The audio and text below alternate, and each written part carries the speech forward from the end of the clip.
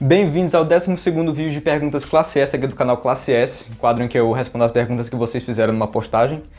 E dessa vez vocês deixaram bastante perguntas, acho que vocês nunca tinham deixado tantas assim numa postagem, então fiquei feliz, só que não vai dar pra responder todas, né? Eu tive que selecionar algumas, porque senão esse vídeo ia ficar gigante.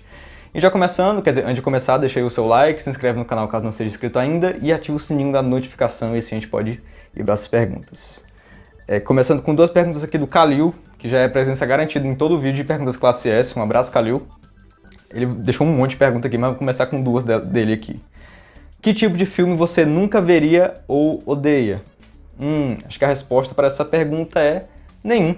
Eu gosto de todos os tipos de filme, eu gosto de todos os gêneros, de qualquer época que seja, de qualquer país que seja. Contanto que o filme seja bom, não tem nenhum tipo específico que eu odeio.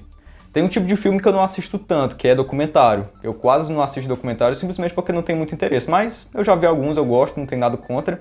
Então não tem nenhum tipo de filme que eu odeio. Eu vejo qualquer um, de qualquer época, de qualquer país que seja. Mais uma pergunta do Kalil. Qual o seu X-Men favorito? Acho que o Wolverine. Acho que muito por causa dos filmes, né? E também porque ele é o mais legal. Convenhamos, gente, o Wolverine é o X-Men mais legal que tem. Então acho que é ele.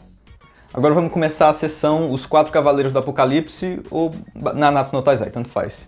Começando aqui com mais uma pergunta do Kalil sobre Os Quatro Cavaleiros do Apocalipse. Viu o teaser do anime dos Quatro Cavaleiros do Apocalipse? Vi e fiquei muito feliz em saber que vai ser feito por um estúdio de animação decente. Eu esqueci o nome agora, mas depois eu boto aqui pra vocês quando eu estiver editando. Eu conheço esse estúdio aí pelos animes Lupin III Parte 4 e Parte 5 e também pelo spin-off de Lupin III da Fujiko Mine, que esse especificamente tem uma animação bem legal. Então, eu acho que não é um estúdio assim tão conhecido, mas ele tem uma animação boa. Então, acho que a gente pode ficar tranquilo quanto à animação. Não vai ser um desastre como foi a terceira e a quarta temporada de Sete Pecados Capitais. Então a gente pode ficar tranquilo. E agora, outra pergunta do Kalil sobre os Quatro Cavaleiros do Apocalipse. Realmente, o Kalil deixou muita pergunta sempre, mas eu agradeço. Tô reclamando não. Acho que essa continuação de Nanatsu foi realmente necessária? Eu acho que foi absolutamente necessária, porque não é o tipo de continuação que foi feita assim de qualquer jeito, que, sei lá, foi numa reunião, gente, agora acabou, o que a gente faz? Não, muito provavelmente, não sou só eu que penso isso, muito provavelmente já estava planejado de ser assim desde muito tempo atrás. A gente é capaz de, mesmo antes de Nanatsu no Taizai, o Nakaba já tinha a intenção de fazer uma continuação dessa história. Então acho que é muito necessário. E a prova disso é aquela abertura, né, do anime, né? Que diz, como é que diz mesmo? Essa é a história que data de antes do mundo ser dividido entre humanos e não humanos. Gente, isso aí é desde o primeiro episódio dos Sete Pecados Capitais. Então acho que desde aquela época, pelo menos desde aquela época, né? Pode ser até antes, já está planejado uma continuação. Porque a gente sabe que essa divisão do mundo humano e não humano deve acontecer no anime, o mangá, Os Quatro Cavaleiros do Apocalipse. Então acho que era muito necessário porque é uma coisa já planejada de há muito tempo atrás. E possivelmente pode ser até que tenha uma segunda continuação, né? Um terceiro anime nesse universo. E assim, se for tão bom quanto Os Sete Pecados Capitais e Os Quatro Cavaleiros do Apocalipse, então por mim, tudo bem. Então eu acho que Os Quatro Cavaleiros era uma continuação necessária sim, porque foi uma coisa bem planejada, uma coisa que ele já está querendo fazer há muito tempo. E principalmente também porque é tão bom quanto Os Sete Pecados Capitais, né? Eu acho que não só eu, mas muitas pessoas estão gostando bastante de Os Quatro Cavaleiros do Apocalipse e acho que vai se tornar ainda mais popular quando sair o anime. Agora, mais duas perguntas sobre Os Quatro Cavaleiros do Apocalipse da mesma pessoa. A pessoa se chama Valeu. Então, valeu pela pergunta, viu? Ele fez duas perguntas. Primeira, né? Quem pode ser a mãe do Galahad? Pra quem não sabe, gente, Galahad nas lendas arturianas é o filho do Lancelot. No caso, ele está perguntando isso porque a mãe do Galahad nas lendas é a Elaine. E no caso, ele fez aqui, o Nakabazuki fez a Elaine a mãe do Lancelot. Então, já não tem como, né? Então, muito provavelmente vai ser a Guinevere mesmo. Em algum momento eles devem, sei lá, coisar. Ou eu tenho uma teoria que eu já mandei nos vídeos de análise semanais, que pode ser o Lancelot da Jericó. Pode ser que o nome dele seja Galahad, ou então, sei lá, ele venha a ir pro lado dos Quatro Cavaleiros do Apocalipse, ele vai ganhar um novo nome, né, pra não ficar chamando ele de Lancelot. Aí vai se chamar Galahad, ou então pode ser também o filho do outro Lancelot com a Jericó, né? No caso, seria o filho do Lancelot de qualquer forma. Se não, então o Galahad vai deixar pra aparecer mesmo no final de Os Quatro Cavaleiros do Apocalipse. Eu espero que não, porque ele é um personagem muito importante nas lendas arturianas e espero que ele apareça logo. E a outra pergunta aqui dele A Merlin vai treinar os 4 Cavaleiros do Apocalipse? É uma possibilidade, né? Agora a gente sabe que ela não é uma vilã, que ela deve ter abandonado o Arthur por conta dessa ideologia maluca dele. Então, possivelmente, ela vai treinar os 4 Cavaleiros do Apocalipse, mais especificamente a Gawain, né? A não ser que ela já tenha treinado a Gawain, porque pode ser que a Gawain tenha aprendido aqueles feitiços dela com a Merlin mesmo. Então, pode ser que ela já tenha feito isso que tu tá perguntando, né? Agora, mais uma pergunta do Kalil, que não é bem uma pergunta, mas um pedido. Me recomenda um mangá antigo e desconhecido, porém muito bom. Tem um que eu li faz pouco tempo que se chama Lobo Solitário. É um clássico dos mangás. Eu acho que não tem anime dele, é só mangá mesmo. Também sei que já teve uma série de TV, mesmo assim, em live action com atores, mas anime não tem. Enfim, fica aí a recomendação. É sobre um samurai que está em uma jornada de vingança com seu filho de 3 anos de idade. E eu fiquei sabendo que, sabe aquela série O Mandaloriano, sobre Star Wars, né? Que ela foi inspirada nesse mangá, porque tem tudo a ver, né? Um samurai vagando aí com uma criança, aí um caçador de recompensas, né? Vagando com aquele ETzinho, o bebê Yoda. Então foi inspirado em Lobo Solitário. Fica a recomendação. Sei lá, outro mangá antigo que parece ser bom, que eu já li. Eu já li alguns capítulos do mangá de Lupin III, que é bem antigo, acho que é anos 60, por aí. Mas eu acho que o Lupin III é mais conhecido pelos animes mesmo. Acho que de recomendação de mangá antigo bom, eu recomendo Lobo Solitário. E mais uma pergunta do Kalil, uma pergunta interessante aqui. Se você fizesse um filme, sobre o que seria? E como se chamaria? É difícil responder essa pergunta daqui agora, né? Mas acho que seria um filme de mistério. Eu acho que mistério é o elemento de uma história que mais me prende a ela. Então, acho que seria sobre mistério. Agora, como se chamaria? Aí tu me pegou, viu? Como é que eu vou saber? O título normalmente tem a ver com o conteúdo da história. Se eu não sei o conteúdo da história, sei lá, eu ia chamar de História de Mistério, sei lá. Então, essa eu não sei. Mais uma pergunta, adivinha de quem? Do Kalil. Qual filme você tá com mais hype esse ano? Olha, depois do trailer do The Flash, que saiu hoje ou foi ontem, né? Acho que é Flash. Acho que vai ser muito bom. Já teve pessoas que assistiram que disseram que é um dos melhores filmes de super-heróis já feitos. Eu não sei, às vezes eu fico meio... não acredito muito nessas impressões de antes de lançar, porque acaba, às vezes, decepcionando do mesmo jeito, mas eu tô com esperança. A gente tá esperando esse filme há tanto tempo, gente. Meu Deus, há quanto tempo que a gente tá esperando esse negócio? Faz muito tempo, então eu quero ter esperança de que esse filme vai ser muito bom. Infelizmente vai ser a última vez que a gente vai ver o Batman do Ben Affleck, mas enfim, a gente não pode ter tudo, né? Agora começando a sessão de perguntas sobre One Punch Man, que é o carro-chefe aqui do canal Classe S. Pergunta do Jaedson Danda, um abraço, Jaedson. Afinal, Garou, na forma 4 braços, conseguiria ou não repelir o ataque final do Lord Boros? Se sim, isso decretaria a derrota do Alien? Assim, eu considero que o ataque mais poderoso do Garou na forma 4 braços é aquele que levantou um continente, né? Mas mesmo assim eu acho que ainda não deve ser tão forte quanto aquele golpe final do Boros, porque de acordo com o Boros destruiria a Terra, né? Ou pelo menos a superfície da Terra, não me lembro agora muito bem. Então acho que o golpe final do Boros ainda seria um pouco mais forte. Mas mesmo assim, acho que a única coisa que o Boros tem mais forte do que o Garou nessa forma seria esse ataque final mesmo. E provavelmente esse ataque final gasta toda a energia dele, então se o Garou sobrevivesse a esse golpe, acho que ele venceria. Agora, repelir... talvez repelir ele conseguisse, né? Porque vamos esquecer que o Garou é um mestre do Ryusugan Saiken. E ele consegue defletir golpes mais fortes do que ele mesmo consegue...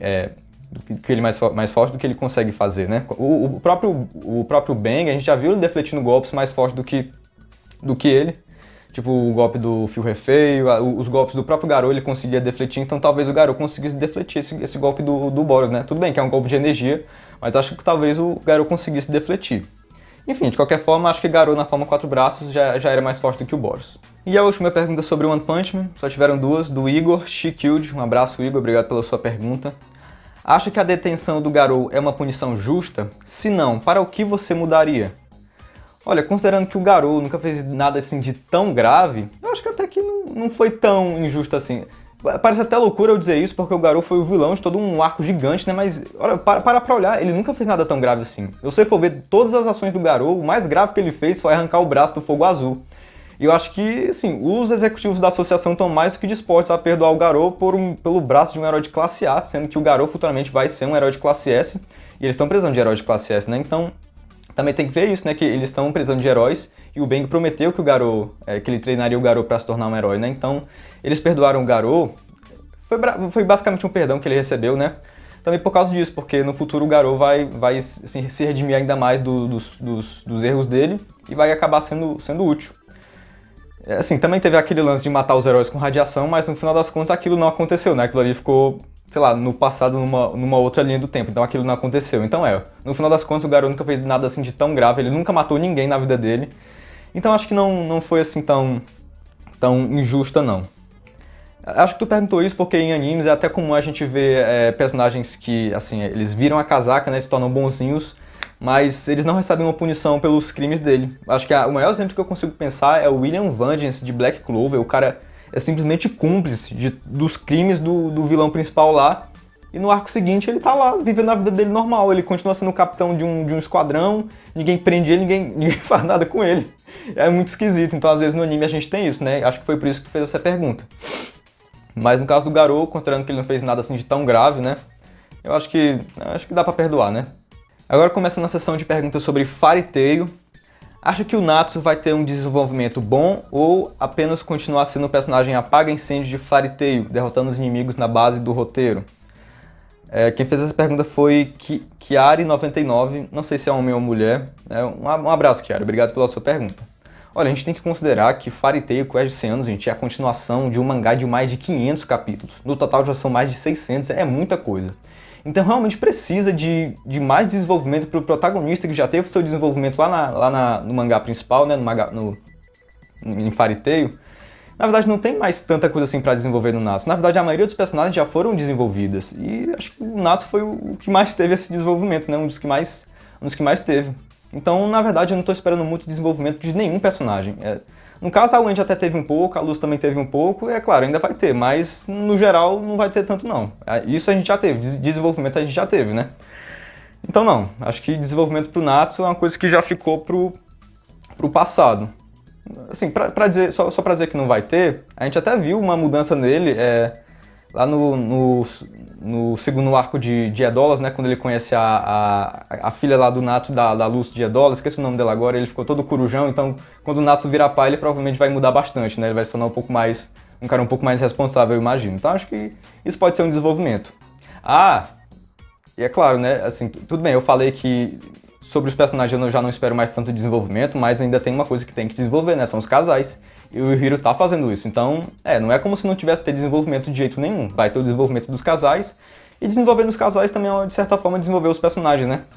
Só que o Hiro ainda não começou a desenvolver o casal Natsu e Lúcio, né, que é o principal. Ele tá fazendo isso com Grey e Júvia, Eza e Gelau, agora Natsu e Lúcio ele tá deixando pra depois. Mas acho que ele vai fazer, é só esperar, vai chegar a hora. Se acalma. Próxima pergunta de Fairy Tail, do Diego Amando, um abraço, Diego. Acho que tem chance da Lucy finalmente derrotar um inimigo um pouco mais forte agora? Olha, acho que ela já derrotou inimigos bastante fortes. Eu lembro que recentemente ela derrotou a Akira, né, que já tinha derrotado a Eza. Então, considerando que os personagens do grupo principal estão sempre ficando mais fortes a cada arco, a Lucy já tá no ponto que ela tá bem mais forte do que, sei lá, do que o Lactus no começo de Fairy Tail. Se for comparar a Lucy de agora com o Lactus do começo de Fairy Tail, lá da primeira vez que ele apareceu, eu acho que a Lucy tá mais forte.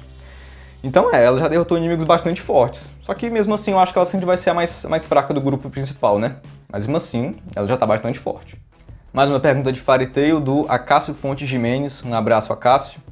Aqui bom, não costumo fazer duas perguntas no mesmo post, mas se me permitir, permito, meu lord.